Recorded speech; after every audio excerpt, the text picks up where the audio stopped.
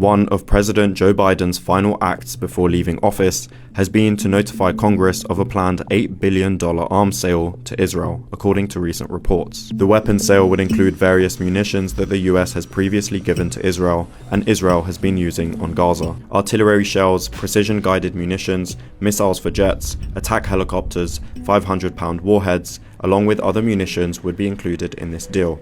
Part of the weapons delivery can be fulfilled from current US weapons stocks. Still, the majority would be delivered in coming months and years, despite the Biden administration only having another 2 weeks in office. This planned arms sale came during a week of non-stop Israeli airstrikes and intense shelling of the Gaza Strip, which claimed the lives of over 150 Palestinians in just the first few days of 2025.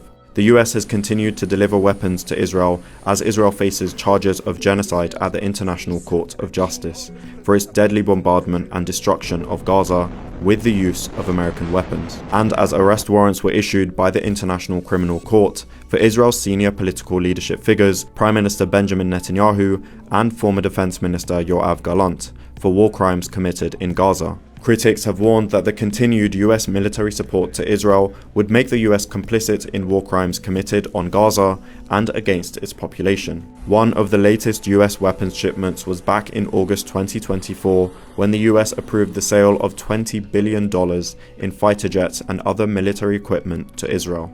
Weapons, munitions, and equipment that would be delivered over the coming years. In May 2024, Biden briefly paused the supply of a single shipment of 2,000-pound bombs to Israel, which Biden was publicly blasted for by both Republicans and Netanyahu himself. These so-called dumb bombs are US-made, unguided large explosives, which have been used by Israel on densely populated civilian areas in Gaza, leading to widespread destruction and high casualty rates from a single strike, a weapon that the US no longer uses due to its lack of precision and large collateral damage. This latest planned arms sale coincided with reports of serious negotiations taking place to achieve a ceasefire deal in Gaza between Israel and Hamas, with Blinken announcing that President Biden wants a ceasefire achieved in the final 2 weeks of his presidency. In 2024, the US vetoed 4 UN Security Council resolutions calling for a Gaza ceasefire, while simultaneously continuing to arm its closest ally, Israel,